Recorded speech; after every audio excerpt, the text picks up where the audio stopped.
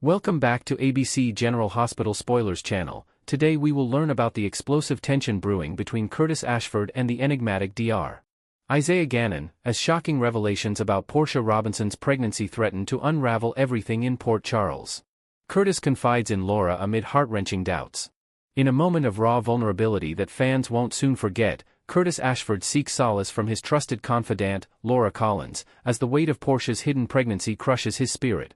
The once stalwart Curtis, known for his unflinching resolve in the face of danger, finds himself unraveling, his voice trembling as he unloads the betrayal that has pierced his heart. Laura, with her empathetic gaze and years of navigating the treacherous waters of family secrets in Port Charles, listens intently, her own history of personal turmoil making her the perfect sounding board for Curtis's turmoil. She nods knowingly, drawing parallels to her own past deceptions and how silence can erode even the strongest bonds, urging him to confront the truth head-on rather than letting assumptions fester like an untreated wound. This heartfelt exchange isn't just a casual chat, it's a pivotal turning point, highlighting Curtis's deep-seated fear of losing control over his fractured family life, especially with a child potentially on the horizon. As Laura gently probes deeper, Curtis admits that the news has stirred up old wounds, forcing him to question not only Portia's choices but his own role in pushing their marriage to the brink. Their conversation unfolds in the dimly lit corners of the floating rib, where the clink of glasses masks the intensity of Curtis's confessions, painting a vivid picture of a man teetering on the edge of reconciliation or total collapse. Jordan's meddling sparks the firestorm. The catalyst for Curtis's emotional outpouring traces back to Jordan Ashford, whose relentless curiosity has once again thrust her into the heart of a family crisis she can't resist. Despite stern warnings from Anna Devane, the seasoned spy who knows the dangers of meddling in personal affairs better than most, Jordan couldn't hold her tongue after piecing together the clues of Portia's pregnancy during a routine check-in at the police station. Anna had advised her to step back, reminding her of the delicate balance in Port Charles where one wrong word could ignite a powder keg of scandals, but Jordan's sense of justice, and perhaps a lingering attachment to Curtis, overrode caution. She cornered Curtis in a heated moment outside Kelly's diner, her eyes flashing with determination as she revealed the secret Portia had buried deep. Jordan's rationale? Curtis deserved transparency, especially as they navigated the messy aftermath of their shared history and the Ashford legacy.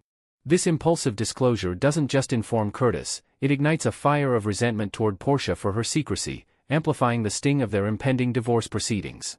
In a town rife with espionage and hidden agendas, Jordan's intervention adds layers of intrigue, showcasing how even former flames like her and Curtis can't escape the gravitational pull of unresolved emotions, potentially drawing in other players like T.J. Ashford, who might view his mother's actions as overreach. Portia's silence fuels Curtis's growing suspicions. Curtis's confusion deepens as he grapples with Portia's decision to withhold her pregnancy news, a choice that defies logic in the wake of their divorce plans and leaves him questioning the very foundation of their once passionate union. Why hide such a life-altering revelation from the man she shared a bed and a family with for years? Curtis paces the halls of his Metro Court apartment, replaying their last arguments in his mind, each one laced with accusations of deceit that now feel prophetically heavy. Portia's silence isn't mere oversight, it's a deliberate veil, perhaps born from fear of rejection or the chaos of their crumbling marriage, but to Curtis, it screams volumes about unspoken loyalties elsewhere. He recalls the sterile corridors of General Hospital, where Portia's professional life intersects with personal temptations, and how her guarded demeanor lately has only heightened his unease. This secrecy isn't isolated, it's part of a pattern that Curtis has long battled, from her initial lies about Trina's paternity to more recent deceptions that chipped away at his trust like relentless waves on a rocky shore.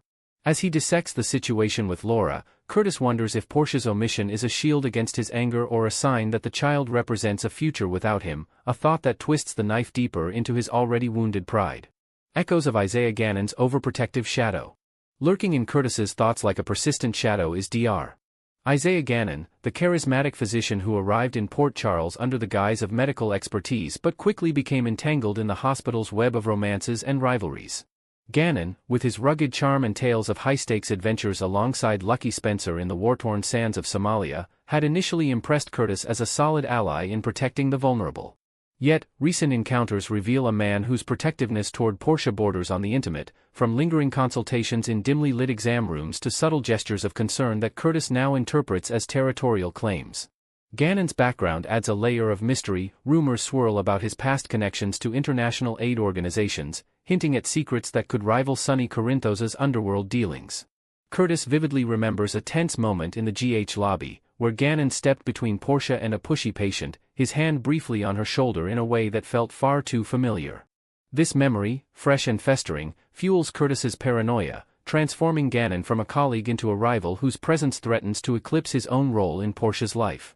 In analyzing this dynamic, it's clear Gannon represents not just professional overlap but a symbol of renewal for Portia, someone unburdened by the Ashfords' baggage, making Curtis's jealousy all the more irrational yet inescapably human. No grounds for jealousy, yet it consumes him. Despite the glaring lack of justification for his rising possessiveness, Curtis finds himself ensnared by a jealousy that defies reason, especially since he's been the driving force behind their divorce, wielding her past lies like a weapon in their battles. Port Charles has seen its share of fractured marriages, but Curtis's stance is particularly poignant. He's held her accountable for falsifying Heather Weber's medical records, a desperate act to shield their daughter Trina from a vengeful madwoman, which risked Portia's career and license in a high-stakes gamble. He understood the maternal instinct driving that choice, even as its illegality gnawed at him, but forgiveness proved elusive. The final blow came from Portia's clandestine plot against Drew Kane, a scheme she orchestrated without looping him in, involving forged documents and whispered alliances that exposed her capacity for solo deception. This betrayal, though not directly harming their bond, shattered Curtis's faith, leading him to file for divorce amid the Metro Court's glittering facade.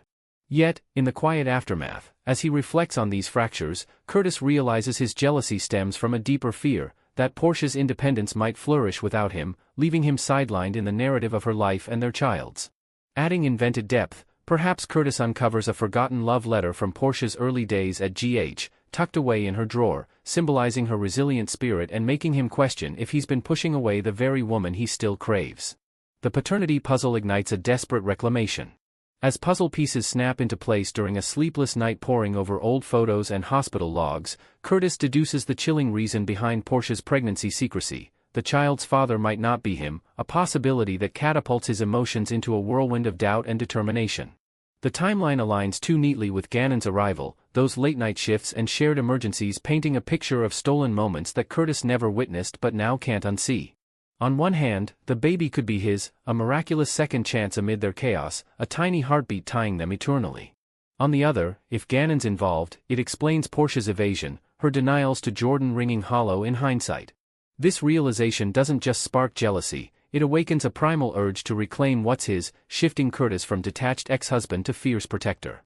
He envisions scenarios where the child inherits Trina's artistic fire or his own street-smart resilience, outcomes he refuses to let slip away to a newcomer like Gannon. Trina's accidental eavesdropping on a hushed Portia-Gannon exchange, whispers about protecting our future, only solidifies his suspicions, the young artist's wide-eyed shock mirroring her father's growing rage. In this invented twist, Curtis imagines confronting Portia with a paternity test kit, sourced from a shady contact via Sonny, escalating the drama into a medical thriller subplot that could involve lab tampering or ethical dilemmas at GH. Climactic confrontation at General Hospital.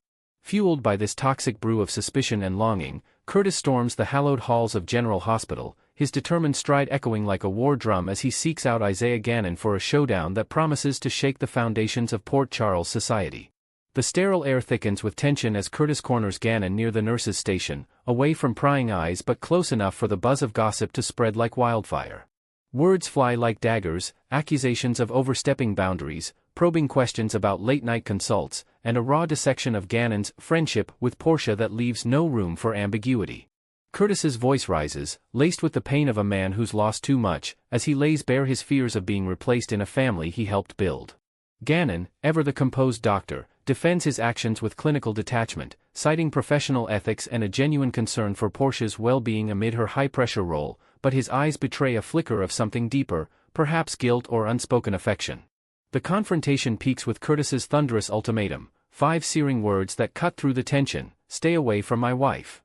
A declaration that blurs the lines of their divorce and reasserts his claim, even as legal papers loom. This clash isn't mere machismo, it's a microcosm of Port Charles's endless cycle of love, loss, and redemption, with potential ripple effects drawing in allies like Marshall Ashford for backup or foes like Ava Jerome stirring the pot for amusement. As the dust settles, fans speculate on Gannon's countermove. Will he reveal a hidden alliance with Lucky Spencer to bolster his innocence, or escalate by demanding a full disclosure from Portia? The fallout promises courtroom dramas, heartfelt apologies, and perhaps a surprise baby shower that unites or divides the Ashfords forever, keeping viewers glued to their screens for every twist. Next, we will dive deep into the perplexing puzzle of why Nathan seems utterly clueless about Charlotte's existence in Port Charles. In the latest gripping episode of ABC General Hospital, viewers were left utterly bewildered as Nathan West, the once devoted detective, casually confessed to Lulu Spencer that he had no recollection of ever crossing paths with her daughter, Charlotte. This revelation dropped like a bombshell during a heartfelt conversation about family and the passage of time, where Nathan expressed enthusiasm about getting to know Lulu's children as they navigated their teenage years.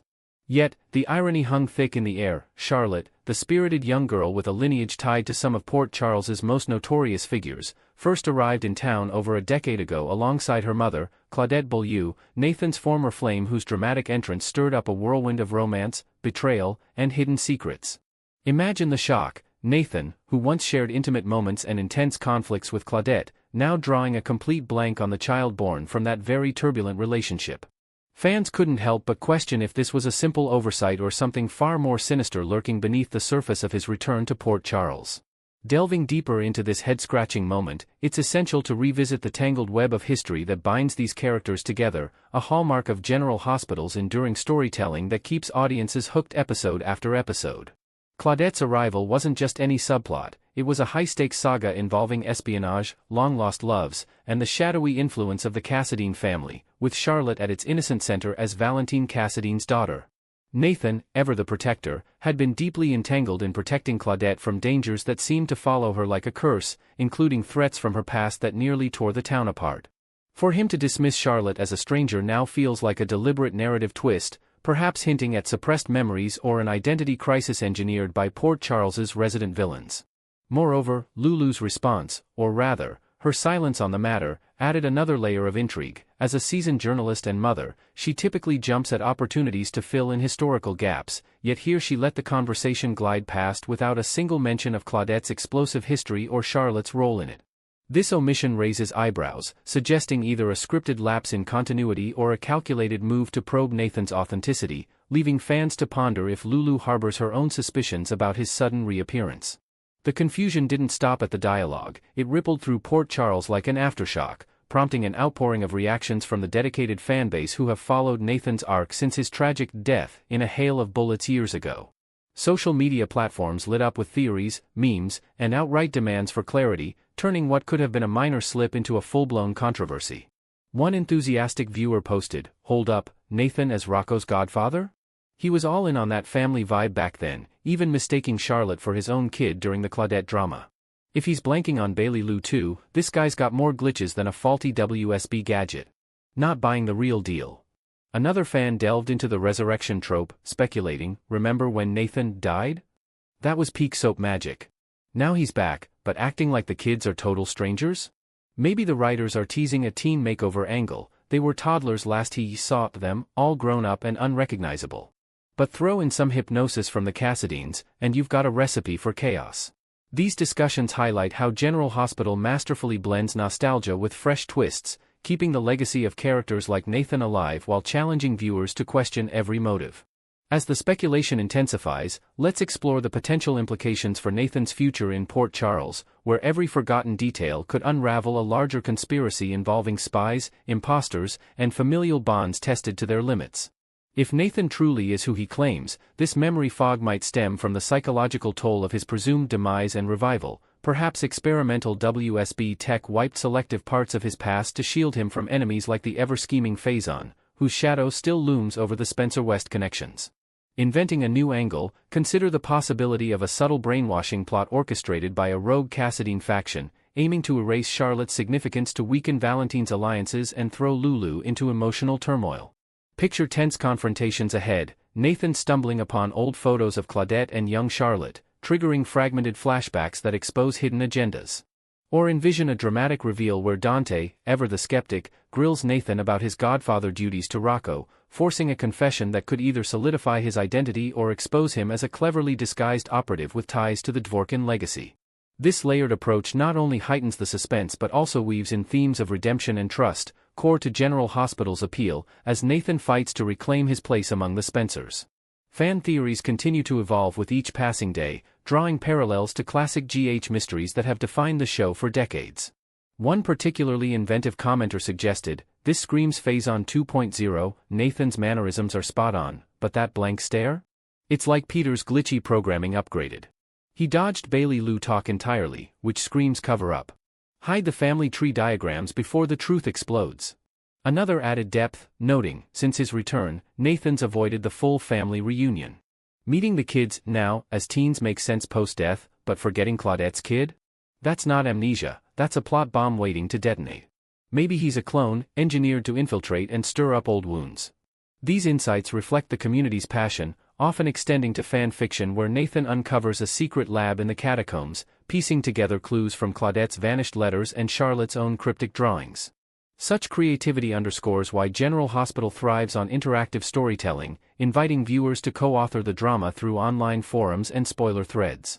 Beyond the immediate bewilderment, this storyline opens doors to richer explorations of Port Charles's interconnected histories, where past lovers like Nathan and Claudette's romance could resurface in unexpected ways. Envision added tension as Charlotte, now a teenager grappling with her dual heritage, confronts Nathan directly, her sharp wit clashing with his confusion, perhaps leading to a revelation about shared DNA secrets that tie back to the WSB's covert operations.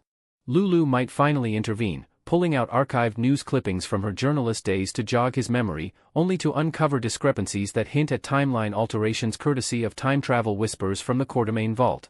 This inventive expansion not only lengthens the intrigue but amplifies emotional stakes, with Nathan's potential redemption arc clashing against suspicions from Maxie, who knew him best and senses the imposter vibes. As alliances shift, we could see ripple effects on broader plots, like Valentine's custody battles reigniting or a new threat from Claudette's European contacts pulling Nathan into international intrigue. Of course, the true beauty of ABC General Hospital lies in its unpredictability, where today's confusion paves the way for tomorrow's jaw-dropping twists. Will Nathan's lapse prove to be a red herring, or the key to unmasking a deeper deception involving Port Charles's elite? Dedicated fans know better than to miss a single episode, as the layers peel back to reveal alliances forged in fire and betrayals born of forgotten yesterdays. Stay tuned daily to uncover how this memory maze unfolds, bringing more heartbreak, revelations, and unbreakable family ties to the forefront of daytime drama.